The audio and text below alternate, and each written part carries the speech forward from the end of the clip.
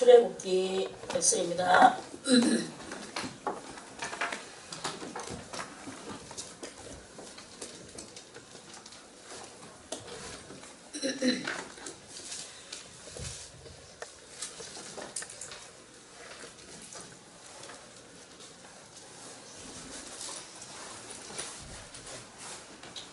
출애굽기 4장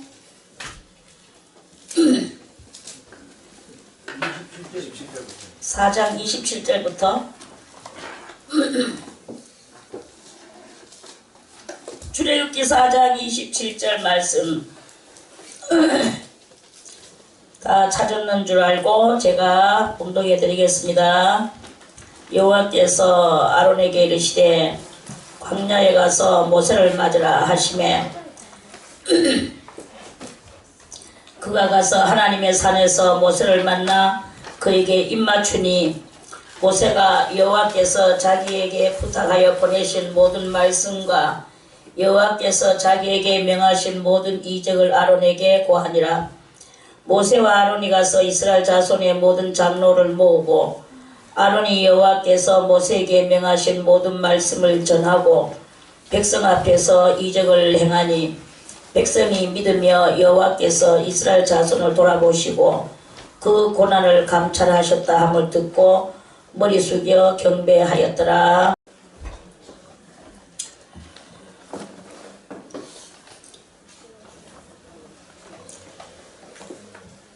오늘 여기에 이 말씀은 아무 감각이 없으면 별로 그저 그렇구나 라고 이렇게 읽을 수밖에 없습니다. 그런데 이 말씀을 여러분들이 자세히 본다면 여호와께서 26절까지는 모세 편에 서서 이 말씀을 기록해 놨죠. 그리고 나서 이 27절부터는 또 다른 한편이 뭐예요? 모세는 지금 글로 오고 있는 중이고 아직 덜 왔는 데에서 하나님께서는 아론에게 임재를 하셨어요. 그러니까 이 가정에 하나님께서 크게 임재를 하셨어. 이 두 형제에게 임재를 하셨는데 이때 아론은 어떤 심정으로 살았냐 하면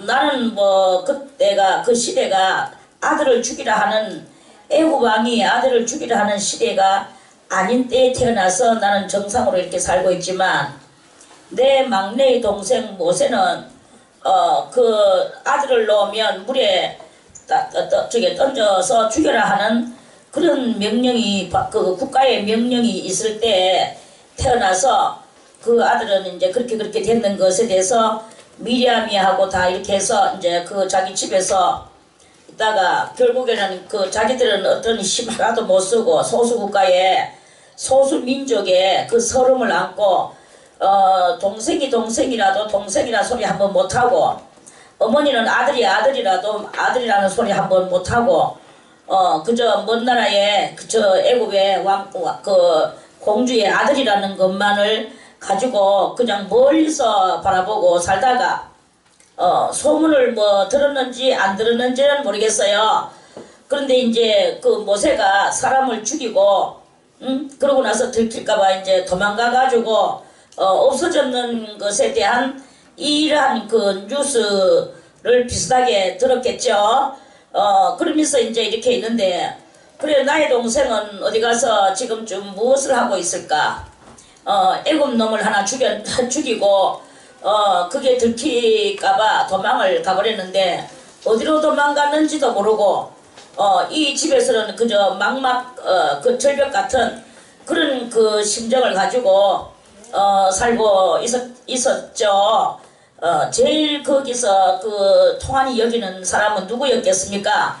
그 아버지 어머니가 얼마나 그 아들 하나가 비록 애굽에서 공주의 아들로 살지라도 한 번씩 따봉따봉 볼 수는 있었는데 이제 그 아들이 그 애굽 사람 하나 죽이고 어디론가 사라졌어.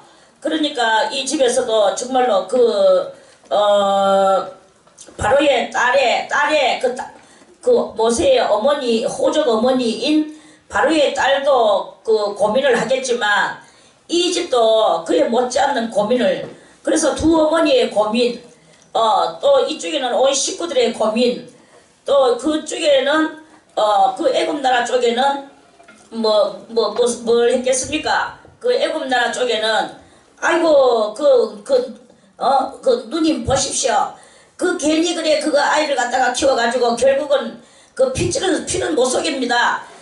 결국은 우리 백성을 하나 죽이고 도망갔잖아요. 하면서 막 이제 또 그 힐난하는 소리와 아울러 그렇게 이제 그런 그 분위기로 거기는 그렇게 있었을 것이고, 이러는 상태 속에서 그렇게 인간은 거기서는 거기대로 원망과 또 그 여러 가지 그런 고민과 그런 것이고, 또 이 아론의 집에서는 아론의 집대로 또 여러 가지 또 정말 하나님 앞에서 이 아들이 어디로 갔는가에 대한 그 의구와 이제 이런 그런 것들로 인하여 또 고민하고, 다 이리 하든 저리 하든 고민에 쌓여 있는 것만은 분명한 사실이었을 것입니다. 이제 그래가 있는데, 그래서 하나님 앞에 이 히브리 민족들은 뭘 합니까? 오직 하나님 앞에 기도만 하는 거예요. 날 새면 일해야 되고 그 자기들이 맡은 바 그 일들을 해야 되고, 밤이 되면은 기도하면서 모세를 위하여 기도를 작게 했겠습니까? 그러면서 이제 있는데 하나님께서는 그들은 다 각자의 일을 하는 거예요. 애굽의 그 궁궐에는 그거대로, 또 히브리 속의 이 아론의 가정은 가정대로, 또 하나님께서는 하나님께서대로, 이렇게 다들 이 3등분의 고민이라고 그렇게 이제 말을 할 수가 있겠죠. 그러는데 하나님께서는 남이야 고민을 하든 인간들은 뭐 이렇게 하든 저렇게 하든 하나님은 하나님의 일을 하시는 거예요. 하나님의 일을 하시고, 그 전반적으로 하나님께서는 무엇을 하셨나? 하나님이 선택하신 그 히브리 민족들의 그 고충을 들으셔서 그 히브리 민족에게, 또 그 히브리 민족 가장 1번 일대에 누굽니까? 아브라함하고 약속했던 그 창세기 그 12장에서 약속하셨던 그런 가나안 땅을 너의 일경으로 주어서 그것을 너의 업으로 삼아 주겠다고 하나님께서 아브라함한테 약속하셨는 그게 이제 그러니까 그런 것들을 다 하기 위해서 너희들은 4대 만에 돌아올 그 경로를 애굽으로서 정해서 그 이방 나라에 가가지고 고욕을 당하다가 4대 만에 돌아올 것에 대해서 말씀을 하셨는 그 하나님의 언약은, 사람들은 뭔지를 알지 못하고 고민하지만 자기에게 주어진 환경 속에서의 고민이지만, 그 주어진 환경 속에서의 고민을 하는 그러한 중에도 하나님은 또 자기 일을 하신단 말이에요. 그래서 하나님께서 하신 그 기업이 이제 이루어지는 그것입니다. 저는 여러분들에게 이렇게 이야기를 해주고 싶습니다. 그 하나님께서는 맨날 말씀을 드리지만 그 택한 백성은 무엇이냐? 택한 백성은 이스라엘 민족을 택하셨어요. 이스라엘 민족을 택하셨고, 그리고 구원은 누구에게? 구원은 우리 이방인들에게의 구원이에요. 그런데 이방인들이 이거를 자꾸 헷갈려 하면서 이스라엘 민족의 선택을 자기 개인의 선택에다가 다 붙이고, 그래가지고 뭐 평생 죄 짓고 그지같이 살다가 죽는 순간에 회개하고 이렇게 돌아오는 그것이 선택된 삶이라고, 하나님의 선택된 인생이라고 이렇게 말을 하는 경향이 많은데요. 절대로 그렇게 말을 해서는 안 된다는 거죠. 하나님이 선택하시는 것은 국가적 차원에서 선택하시는 거예요. 그래서 온 세계에 많은 나라들이 있지만 그 많은 나라들 중에서 가장 작고 숫자가 작고 그 힘이 없는 그 나라 이스라엘 나라를 선택하셨다고 그러셨거든요. 그런데 이제 이스라엘 나라를 선택하신 이유가 뭡니까?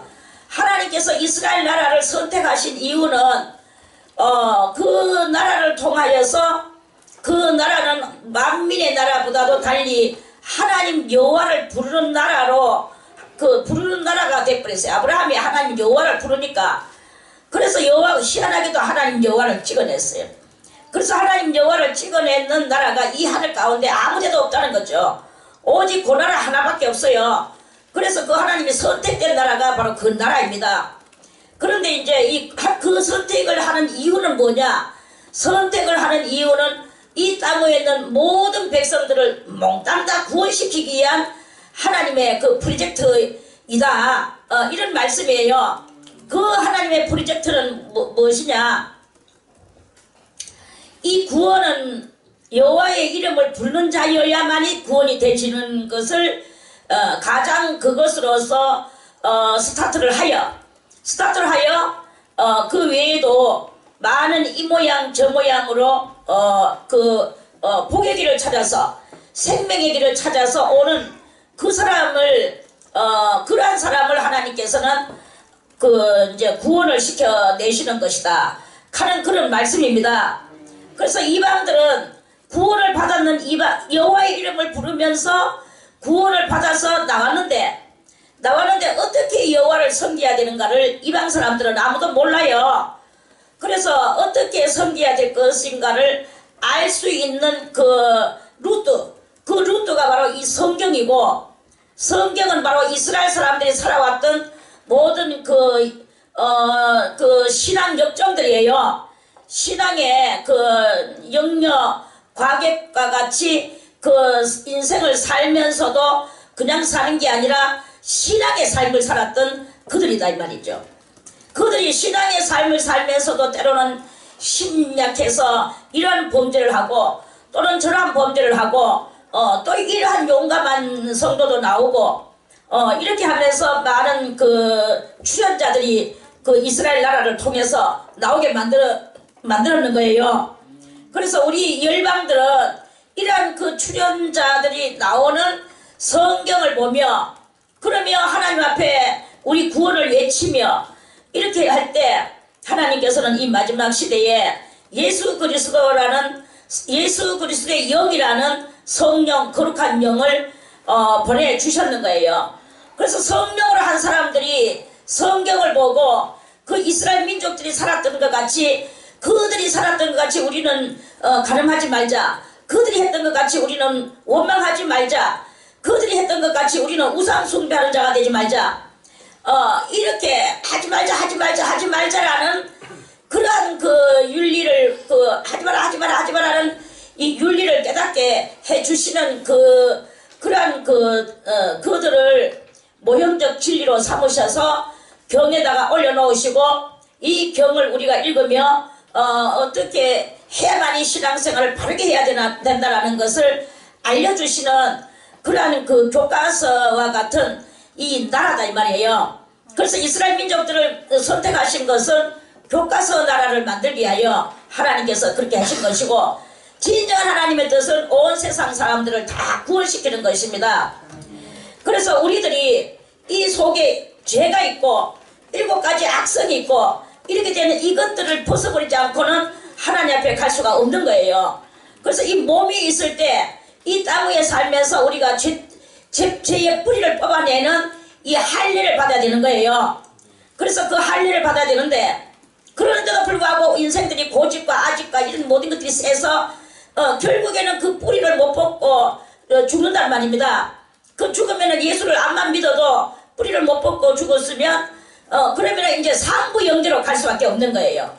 상부 영계에 가서 연단받고 할례를 받아야 할례산에 가서 할례를 받고 낙원으로 들어갈 수가 있는 것입니다. 자, 상부 영계도 못 가는 사람은 또 어디로 가느냐? 하부 영계로 가야 돼. 하부 영계로 가가지고 지옥 갈 준비를 해요. 지옥 갈 준비를 하고 나중에 결국에는 지옥을 갑니다. 지옥을 가는데 지옥에서도 하나님께서는 그 사람들의 이 불신에 하나님을 안 믿었던 사람들이 지옥 가는 거거든요. 조금이라도 믿었으면 상부 영계로 갈 낀데. 그래서 그 하부 영계로 갔다가 지옥으로 가요. 나중에 영원한 지옥에 빠졌어.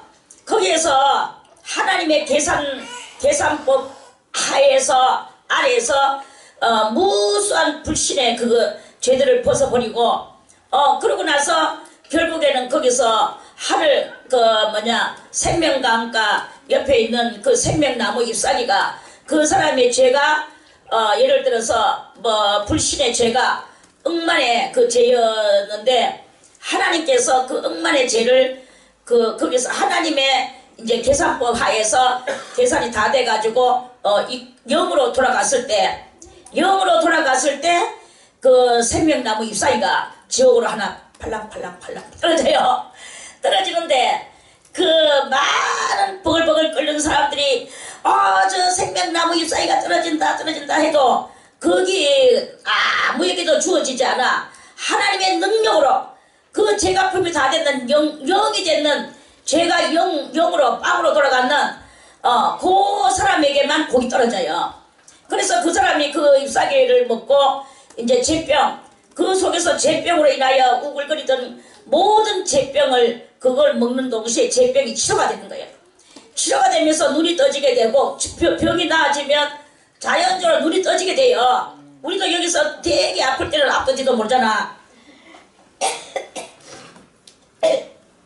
그러다가 좀 날 정도가 되면 눈이 떨어져가지고 밥도 눈에 들어오고 되게 아플 때는 뭐 밥도 눈에 안 들어오고 아무것도 눈에 안 들어오다가 좀 어느 정도 나아야 이것도 보이고 저것도 보이잖아요. 이와 같이 죄병이 치료가 되면 이제 뭐가 보여지느냐?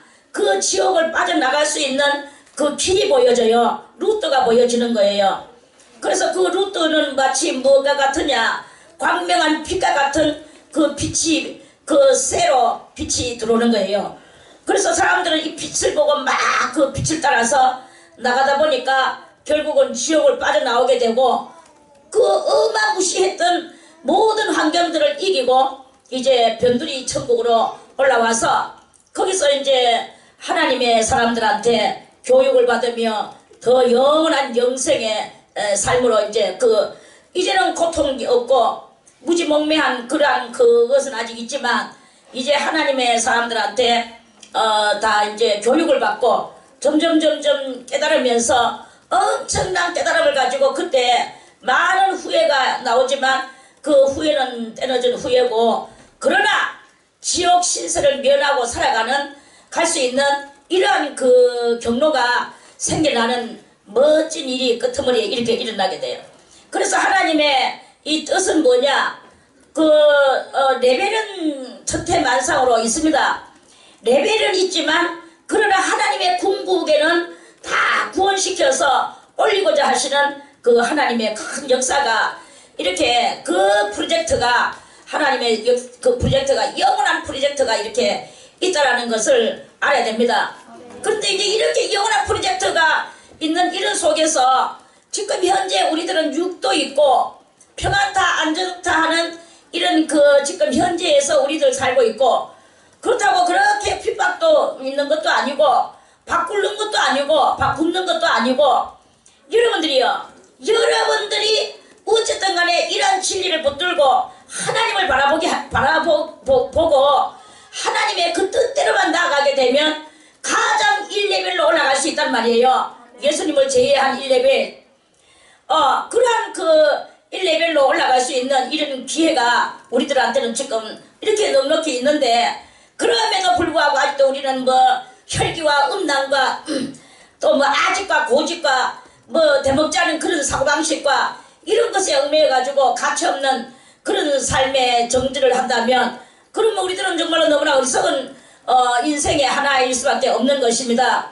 우리는 오직 이 진리의 말씀이 어떠한가 그러한가 안 그러한가 이것을 정말 깨닫고 여러분들이 어쨌든 간에 이 참된 진리에 거기에 온 정진을 다할 때 그때 여러분들은 정말로 끄트머리에 그 정진을 하는 게 뭐 나는 끄트머리에 최고 좋은 곳에 1레벨로 가기 위해서 그러는 거야 라고 한다면 그렇다면 여러분들은 그거는 욕심꾸러기에 그 한 소리에 불과합니다.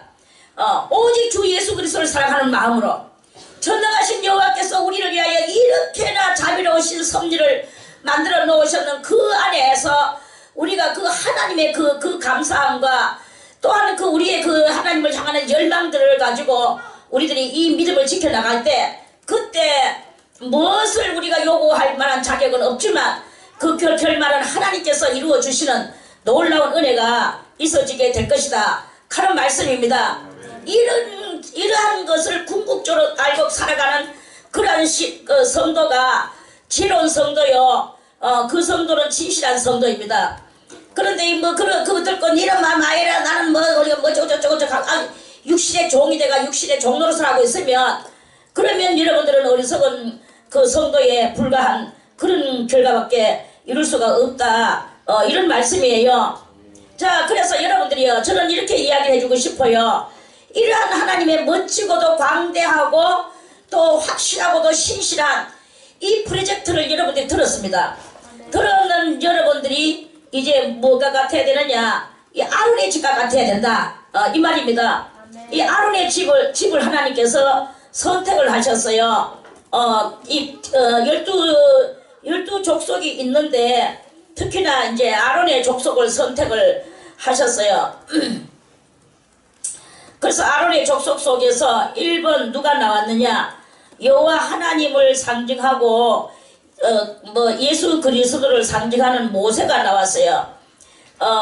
이제 여호와 하나님을 상징하는 모세, 그리고 예수를 상징하는 아론. 왜 그러느냐 하면은 아론은 결국은 제사장이 돼서 만 백성의 죄를 속해주는 제사장이 됐습니다. 모세는 뭐가 됐느냐? 큰 법을 하늘에서 법을 가지고 내려왔어요. 이 법이 곧 무엇을 말하는 것이냐? 하나님의 영생의 프로젝트를 그거를 상징할 수 있기 때문에 그래서 모세는 하나님을 상징하게 되고 아론은 죄를 속하는 그 역사를 해야 되기 때문에 아론은 예수가 인간들의 죄를 위하여서 예수님께서 십자가에 달려서 그 의를 이루으셨듯이 아론도 온 백성의 죄를 속죄시켜 주시는 그 죄를 속하는 제사장이 섰는 이런 상징으로 섰기 때문에 예수님을 상징하고 이 한 가정에서 이 두 모델이 이렇게 나왔어요. 두 모델이 나와서 하나님과 예수님 이러한 그것을 하나님께서 이 한 가정에서 엄청난 그래서 시편 기자는요 아론의 집을 너무나 부러워한 나머지 아론의 가문이요 아론의 집이요 영광 축하한 그런 이야기가 있죠. 아론의 집이요 하는 말씀이 있습니다. 그러니까 아론의 집에서 이토록이나 이런 영광된 사역자들이 나왔어. 자, 그건 그렇고 이제 모세가 아들의 그 고추 양피를 그거를 이제 그 십보라가 잘라서 그 남편한테 집어 던지면서 이는 내 피난편이다. 당신은 참으로 내 피난편이로다. 이렇게 하면서 이런 일을 하면서 이제 오는 장장의 거리일 때 그때 여호와께서 또 아론에게도 나타나셨어요. 모세에게는 죽이려고 하시다가 할례에 그 은총을 상징하는 일을 하시고 그리고 아론에게도 나타나셨어. 오늘 27절에 그래서 너는 광야로 가서 모세를 맞으라 이랬어요. 아니 모세가 어디 있습니까? 애굽 사람 하나 쳐 죽이고 사라졌는데 모세가 어디 있습니까? 속된 말로 말하면 이렇게 물을 수밖에 없어요. 그런데 이들은 그런 속된 말을 하지 않았어요. 하나님께서 모세를 지켜주셨구나. 신령한 하나님께서 그래서 광야로 가서 모세를 맞으라 하는 그 여호와의 나타나심이 있었어요. 그러니까 아론도 사실 하나님하고 완전 맹탕은 아니었어요. 맹탕은 아니고 하나님께서 그때그때마다 필요한 사람들에게는 척척척척 나타나 주셨다는 것을 우리는 이 말씀을 통하여 알아낼 수가 있겠죠. 그래서 광야로 가서 모세를 맞으라고 했어요. 그가 가서 그러니까 그 음성을 듣고 광야에 모세가 있단 말이야. 그래서 하나님의 산에서 이제 그 하나님의 산은 어디겠습니까? 호렙산이었죠. 호렙산에서 모세가 거기서 호렙산도 가시나무 뜰기에 아무튼 여기에서 이 모세가 아론이 자기 동생 모세가 저 하나님의 음성을 듣고 찾아가니까 그 모세가요 딱 있는 거예요. 마치 신과 같이 아주 신령한 모습으로 거기에 낙타 한 마리를 데리고 아내와 두 아들과 그리고 모세는 뭘 들고 있었습니까? 하나님의 지팡이를 들고 있었어요. 그러면서 이 한 가족이 딱 서 있는 거예요. 그러니까 이 형제가 떨어졌는지도 얼마나 많이 됐다라는 것을 우리는 알 수 있죠. 총각으로 해가지고 도망갔잖아.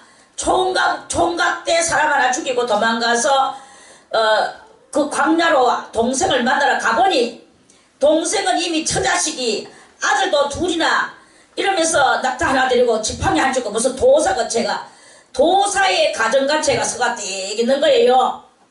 그래가지고 아이고 모세 형님 이러면서 이 산에서 형제의 엄청난 재해가 일어났어요. 이 재해는 지극히 만나는 재해가 아닙니다. 그 사이에는 여호와 하나님의 역사하심이 있는 거예요. 모세는 이미 호렙산 가시떨기 나무 아래에서 거기에서 온갖 대화 가지 못하겠다 하는 이런 많은 그런 그 역설에도 불구하고 하나님께서는 이 역설을 다 물리치시고 그 모세를 순종하게 만들고 그 안에 십보라는 자기한테 필요한 편이라고 외치게 만드는 그래서 하나님의 온전한 가족이 돼 있는 이러한 상태로 모세가 돼 있었는 거예요. 할렐루야. 영광이죠. 이게 서울대학에 가는 게 낫습니까? 하나님을 만나서 이러한 엄청난 가정을 이루고 이렇게 살아가는 게 하나님의 사명 받는 게 낫습니까? 모든 게 낫습니까? 오늘날의 여러분들은 우리들은 이 사고 가치 기준을 우리는 좀 다르게 우리는 좀 이렇게 봐야 돼요. 그건 성경의 이야기지요 라고 하지 마세요. 지금도 이 순간에도 많은 죽어가는 영혼들을 위하여 하나님께서는 부를 자를 불러내시고 일을 맡길 자에게 일을 맡겨주시는 그러한 놀라운 그 하나님의 역사가 있다라는 것을 알아야 됩니다. 그래서 여러분들도 하나님의 지팡이를 잡아야 돼요. 지팡이를 잡아야 되고 하나님은 처자식이 없는 총각이어야 된다라든지 가족들 남편과 아내와 자식을 그것들을 다 철저히 버리고 간다든지 이런 이야기가 아닙니다. 여러분이요 가족을 자기의 이 골육을 사랑하지 않는 것은 불신자보다 더 악하다고 그랬어요. 그래서 우리는 이 모든 도와주는 것이나 이런 모든 이 삶에 있어서도 자기 골육을 아무쪼록 더 사랑하고 그리고 이 가족들을 사랑하고 가족을 만들고 그러면서 또는 그 많은 이웃들을 또 그와 같이 사랑하며 우리들은 이렇게 신앙의 폭을 그리고 삶의 그 사랑을 펼치는 삶의 폭을 이런 것들을 넓히면서 사적인 것에도 충실해야 되겠지만 이 공적인 일에는 더욱더 더 충실하게 해서 그러면서 우리는 이 개인 감정을 그것을 다 삭제시키고 공의로운 감정을 가지고 공의의 정신을 가지고 그렇게 하는 가족들에게도 공의의 것으로서 가족들에게 개인 사사로운 그것을 가지고 아웅다웅하는 그런 게 아닙니다. 어디에서든지 그리스도 예수의 진리의 공의의 그 마인드를 가지고 우리들이 가정에서나 밖에서나 어디서나 이 공의의 정신을 가지고 우리는 하나님의 사명을 우리도 모세가 사명을 감당하듯이 아론이 사명을 감당하듯이 그리스도께서 우리에게 말씀을 하셨죠. 너희가 누구의 죄든지 사해주면 그 죄가 사해질 것이나 너희가 사해주지 않으면 그 죄는 그대로 있을 것이다 라고 예수님이 말씀하셨죠. 1권 1, 2, 3년 3 손도 가면 그래요. 그러니까 우리는 그리스도 예수의 이름으로 누구의 죄든지 사해줄 우리는 고난이 있어요. 그리고 그대로 놔둘 고난도 있어요. 그렇다고 해가지고 아무나 제가 또 사해주고 아무나 뭐 저게 놔두고 이런 게 아닙니다. 정말 하나님을 끔찍히 그 하나님과의 어떤 영적인 관계성을 이룬 능력자에 한해서의 이야기입니다. 그래서 그렇게 하는 이것은 무엇인가? 그게 바로 우리가 공의로운 사람이 돼서 사사로운 감정이 없어지고 공의의 마음을 가졌을 때 그때는 그게 이제 전격적으로 전문화돼 가지고 있을 때 그럴 때 하나님께서 그 명령하신 그것이 여러분들에게 그 고난이 완전히 주어지게 됩니다. 그래서 아무리 죄라도 사해주게 되고 또 그대로 놔둘 수도 있게 되어지게 되고 이러한 일을 하는 것은 바로 아론의 그 줄기를 우리가 이양받는 것이다. 이런 말씀이에요. 그리스도 예수는 아론의 모든 것들을 단번에 하셨거든요. 그리고 모세의 모든 것도 예수님이 단번에 다 하셨어요. 그래서 예수는 모세도 될 수 있고 아론도 될 수 있는 그 예수님의 그 완전하심이 우리들에게 임하여지면 우리는 모세의 사명도 감당할 수 있고 아론의 사명도 감당할 수 있는 예수 그리스도 제2의 예수가 될 수 있는 이러한 일이 생겨난 것이다. 이러한 말씀이에요. 할렐루야. 이것을 깨달으시기를 바라겠습니다. 그래서 우리는 확실하고도 또는 용감하고도 그 어떤 것도 우리는 당연지사로 받아들이고 그 거침없는 전진만이 있는 그런 신앙의 소유자가 돼야 될 것이다. 이런 말씀입니다. 그런 우리들이 다 되시기를 바라겠습니다. 그래서 산의 광야에서 만났어요. 광야는 무엇입니까? 광야는 이 두 형제는 어디서 만났나? 고대 광실에서 만나지 않았어. 아름답고 우아한 응접실에서 만나지 않았어. 이들은 광야에서 만났어요. 광야에는 집도 없고 아무것도 없고 벌판입니다. 바람만 불어제낍니다. 황야의 바람이라고. 무수한 그 바람이 불면 바람만 부나 거기에 섞여서 먼지도 날라와요. 이 광야는요 정말 살 수가 없는 것이 이 광야입니다. 그 거친 광야에서 이 두 형제가 만나는 것은 광야는 항상 우리는 예수 그리스도의 이 말씀을 우리는 떠올려야 돼요. 너희가 광야에 왜 나갔더냐? 이 모세와 아론은 광야에 왜 나갔더냐? 흔들리는 갈대를 보려고 나갔더냐? 이 말씀이에요. 흔들리는 갈대, 사람의 마음이 그저 이리 뭐 흔들리고 저리 흔들리고 이렇게 하는 것은 그는 그리스도의 신앙의 소유자가 될 수가 없다. 여러분이요, 흔들리는 마음이 생기는 것은 그는 갈대 같은 믿음이라고 생각을 해야 되는 거예요. 그래서 우리는 이 흔들리는 갈대 같은 믿음의 소유자가 되면 안 돼. 아무리 여자라도 아무리 나약한 심령의 소유자라도 이 신앙에 있어서는 우리는 굳건한 신앙의 소유자가 되야 되는 것이다. 그런 말씀입니다.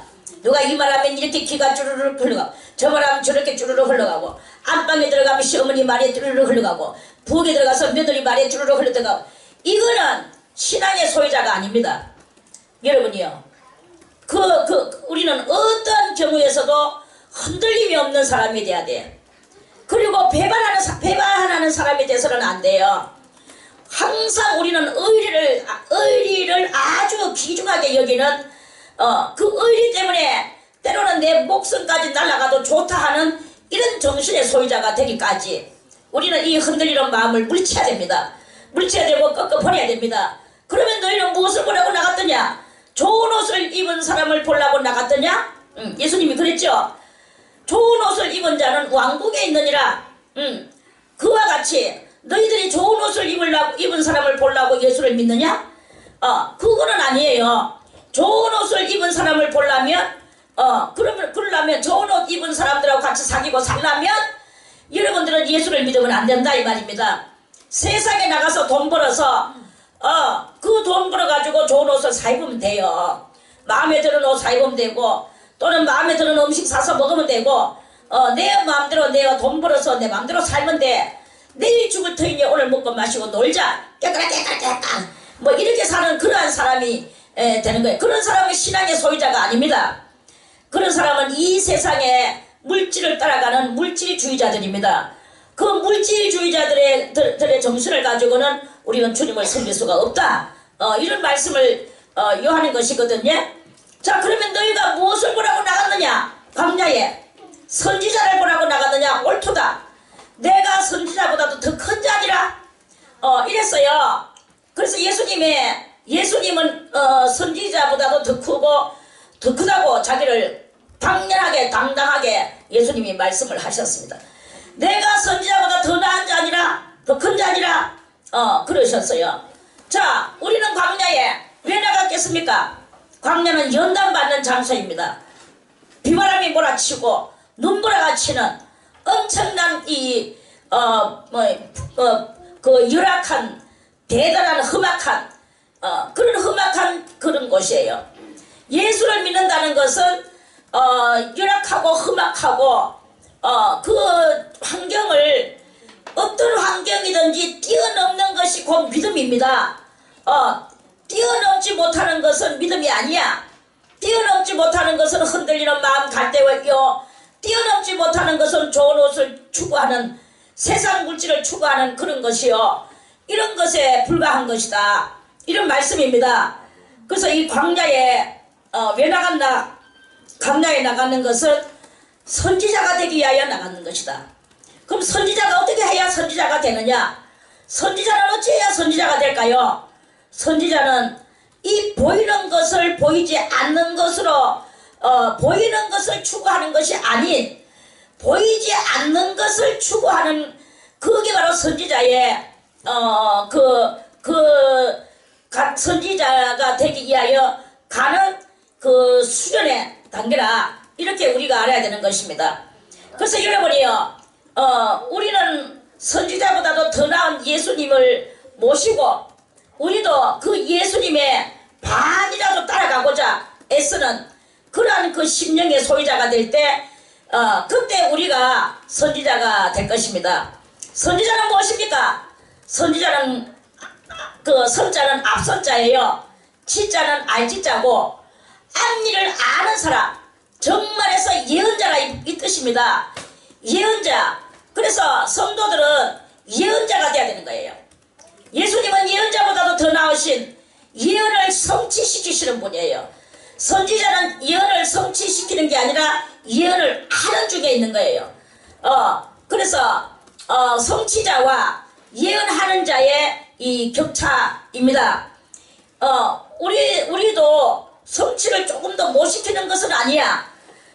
예언을 하면은 약간의 성취를 할 수는 있으나 그러나 온 세계를 우리가 다 할 수는 없어요.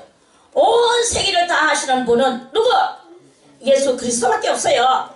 그런데 우리는 요 자그마한 이 사생활 속에서 아니면 신앙생활 속에서 우리도 예언을 하기도 하고 그 예언을 성취시키기도 하는 그러한 사람이 되는 것입니다. 예언을 하기도 하고 예언을 성취시키기도 하는 그 사람은 선지자입니다.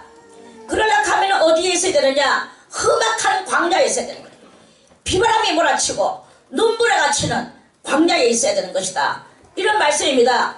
그러니 광야에서 이 모든 것들을 뛰어넘고 그래서 육계를 탈피하고 영계로 입각해서 들어가는 이러한 영적 상태, 이게 바로 선지자의 거침없이 나아가는 말해서 그 경로다. 이러한 말씀이에요. 여러분들이요, 우리도 선지자가 되기를 원합니다. 세계를 이끄는까지는 우리는 못할 것입니다. 그러나 또 하나님께서 주신다면 오늘 이 아론과 모세는 어디를 누구를 통치했습니까?